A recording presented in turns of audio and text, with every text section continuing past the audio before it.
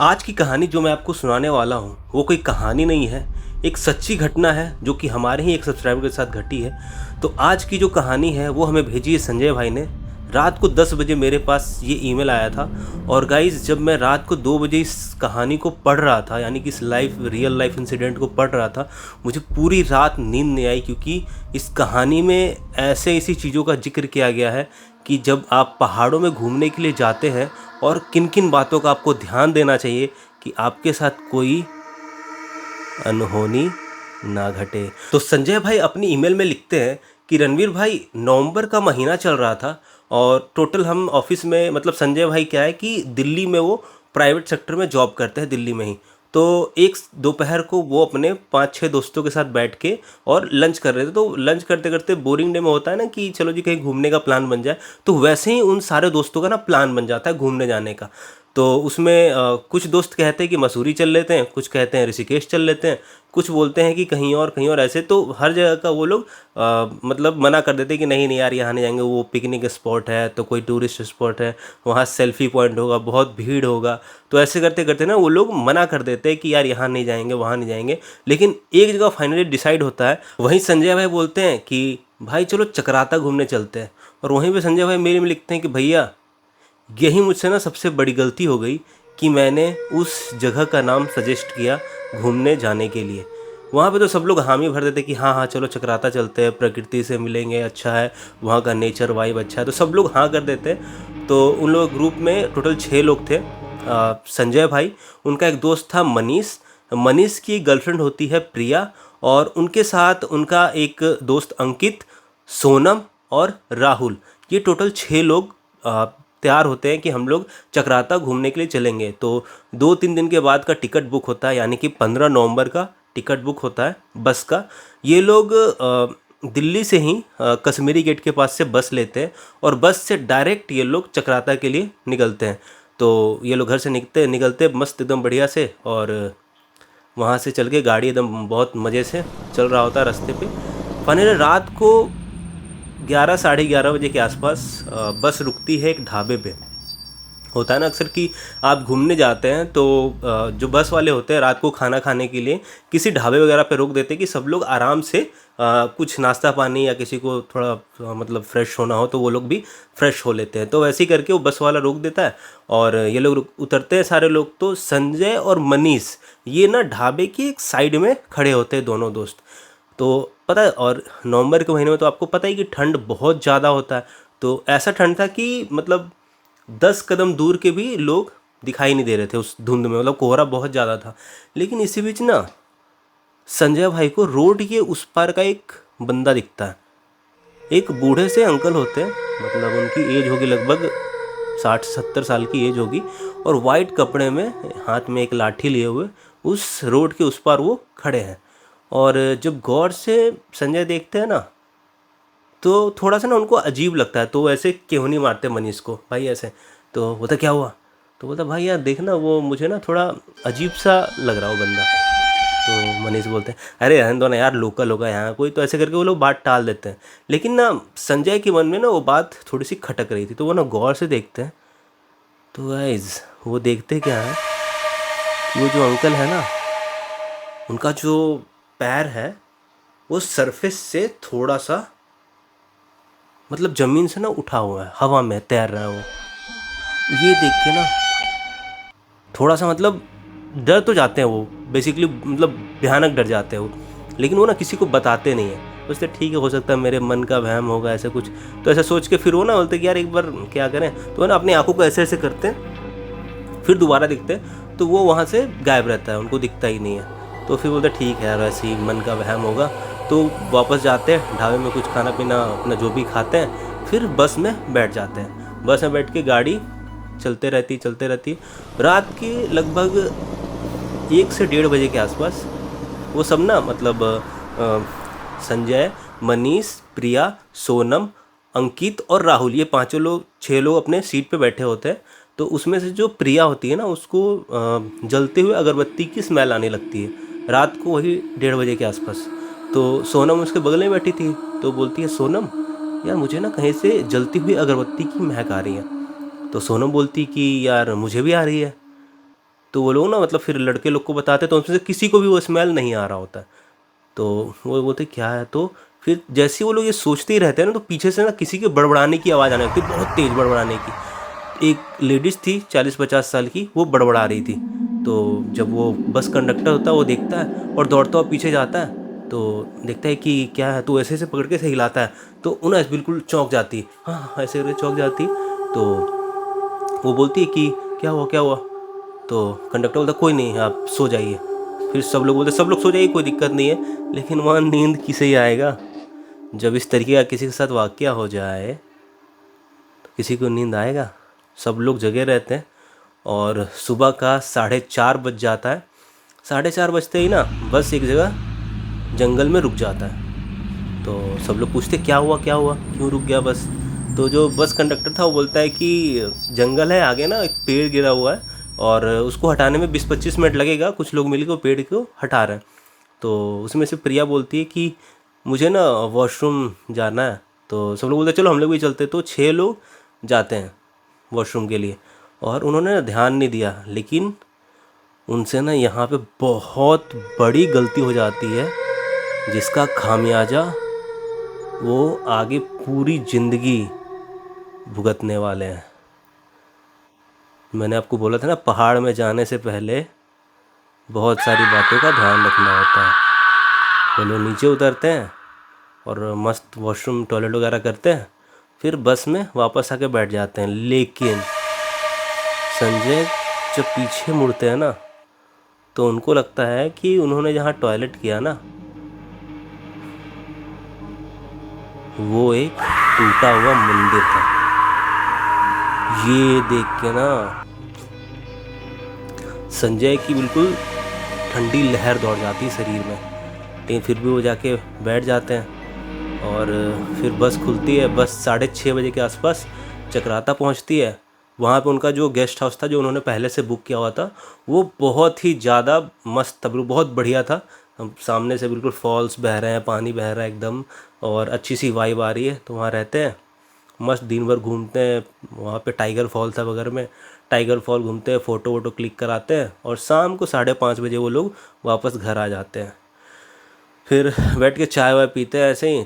तो जैसे ही शाम का 6:30 बजता है ना, तो वो लोग जो हंसी खुशी में थे सब लोग, तो प्रिया क्या होती है, चुप हो जाती है बिल्कुल।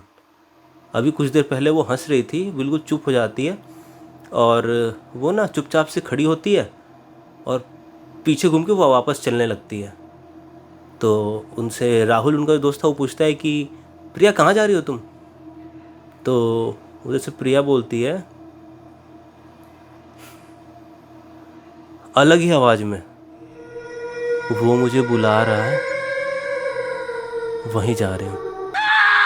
और ये सुन के ना मतलब राहुल के पीछे दौड़ते हैं, तो वो ऐसे धक्का देती है ना, मतलब राहुल, मतलब संजय भाई ने ईमेल में लिखा है कि राहुल रेगुलर जिम जाता है, उनकी शरीर भी अच्छी खासी है। मतलब अगर कोई बंदा उसको कंट्रोल करे, 3-4 बंदे मिलके ही उसे कंट्रोल कर पाएंगे। और पतली दुबली सी प्रिया, मतलब ज़्यादा, मतलब वो नहीं थी, मतलब ज़्यादा मोटी ताजी नहीं थी, वो बिल्कुल पतली दुबली सी लड़की उनको ऐसा ठेलती है कि वो तकरीबन 10 कदम पीछे जाके गिरते हैं। और फिर जैसे तैसे सब लोग पकड़ के प्रिया को घर में लेके आते हैं, रात के टाइम पे उसको रखते हैं। और फिर ना यहीं से ना उनके साथ अलग अलग अजीब तरीके का इंसिडेंट स्टार्ट हो जाता है। रात को संजय के गेट पे नॉक होता है, जब वो खोलते हैं तो कोई नहीं होता है। फिर जैसे रात के 12 बजते हैं ना, रात को 12 बजे संजय को ना प्यास लग जाता है, तो वो नीचे उतरते हैं और जाते हैं पानी के लिए। तो एक चीज़ जो मैंने आपको बताया नहीं, जैसे ये 3-3 दोस्त, 3 लड़की और 3 लड़के थे, तो इन दोनों का 2-2 कमरे में इनका इंतजाम किया गया था। एक जगह 3 लड़के सो रहे थे और एक जगह एक सोफे पे एक लड़की थी और 2 लोग बेड पे सो रहे थे। 3 लड़की एक कमरे में और 3 लड़के एक कमरे में, ऐसे ये लोग सो रहे थे। जब संजय नीचे पानी पीने जाते हैं ना, तो ये लड़की वाला जो कमरा था, इसमें इनको खिड़की के पीछे ना पर्दा लगा हुआ था, उसके पीछे ना एक परछाई इनको दिखती है। और वो परछाई ना बिल्कुल भी हिल-डुल नहीं रही होती, बिल्कुल एक स्ट्रेट पोज़ीशन में खड़ी होती है और धीरे-धीरे ना वो ऊपर की तरफ टिल्ट होना स्टार्ट होती है। तो मतलब संजय को लगता है कोई हवा में उड़ रहा है, तो वो डर के ना जाके गेट नॉक करते हैं लड़कियों का, तो वो लोग उठते हैं और पूछते हैं और कि ऐसा कुछ, तो वो बोलते हैं, "नहीं-नहीं ऐसा कुछ नहीं है।" वो गेट की तरफ भी देखते हैं, खिड़की की तरफ देखते हैं, कहीं भी कुछ भी नहीं। तो यहाँ पे ना संजय को बहुत डर लग जाता है, भयानक।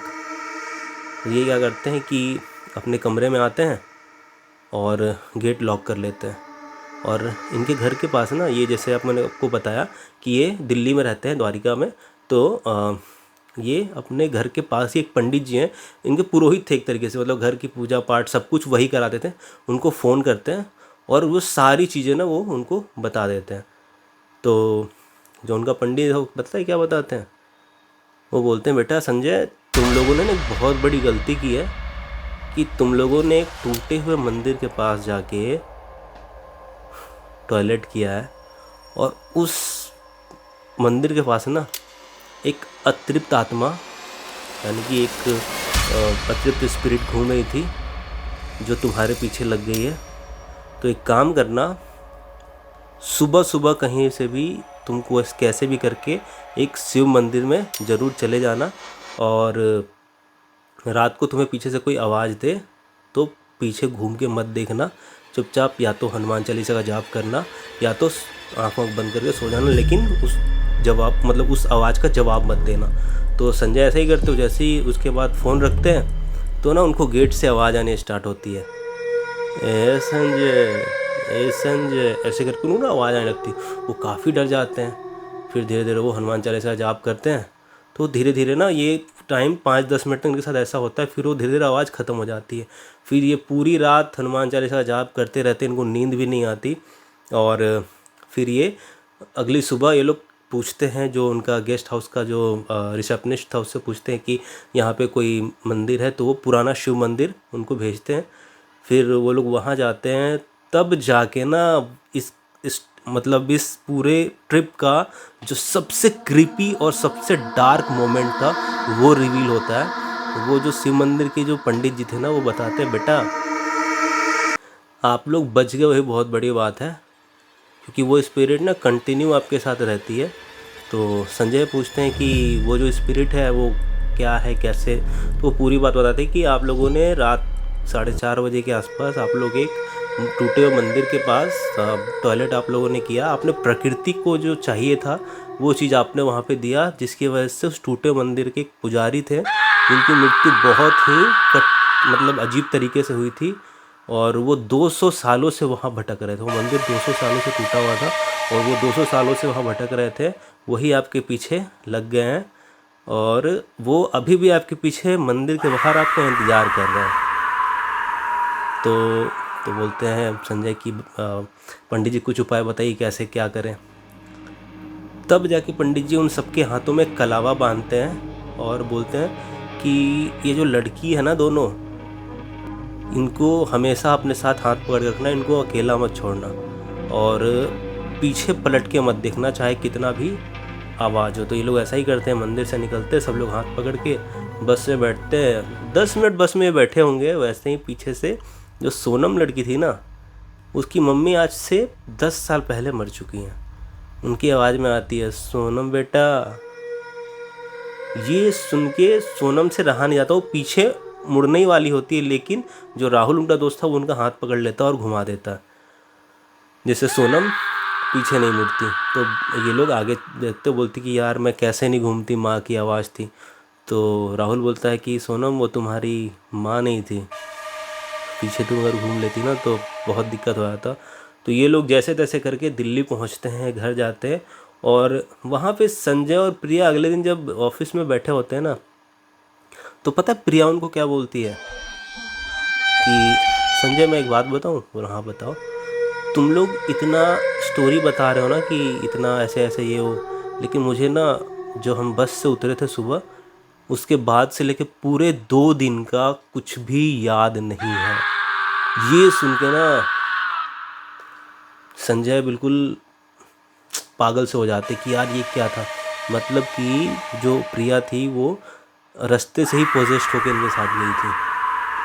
तो ये थी एक क्रीपी स्टोरी ये आपके इस ट्रिप का।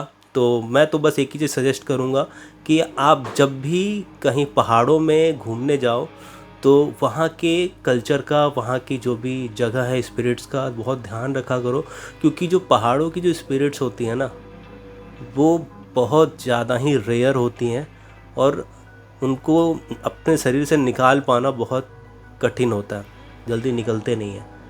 वो बहुत सारे रिचुअल्स होते हैं पहाड़ों में, वो सब चीज़ें उनको रोकने के लिए लोग करते हैं वहाँ पे। तो इसीलिए जब भी पहाड़ों में, एक तो सजेशंस मेरा यही है कि जब भी आप पहाड़ों में घूमने जाओ तो रात को तो कभी भी मत निकलो, और हमेशा देख के निकलो कि किसी चीज़ को आप लांग ना दो या किसी चीज़ का अपमान ना कर दो, क्योंकि पहाड़ों में कुछ भी हो सकता है आपके साथ। तो संजय भाई यही लिखते हैं अपनी स्टोरी में कि भाई मैं इन सब चीज़ों में ना कभी बिलीव नहीं करता था, लेकिन उस दिन के बाद से मैं बिल्कुल ऐसा बिलीवर बन गया हूँ कि इन सब चीज़ों से मेरा मतलब बहुत मानने लगा हूँ अब। और संजय भाई अभी तो सब लोग ठीक ठाक हैं, काफ़ी दिनों लोगों को बहुत परेशानी हुई थी इन सब चीज़ों को झेलने में, लेकिन अब वो लोग सब कुछ बढ़िया है। और अब वो पहाड़ों में बहुत कम ट्रिप करते हैं, अगर करते भी हैं तो दिन का ही ट्रिप करते हैं, और शाम को वो लोग घर जो आते हैं फिर वो लोग बाहर निकलते भी नहीं हैं। तो यही थी आज की एक बहुत ही creepy and dark secret story जो हमारे साथ शेयर किया था संजय भाई ने।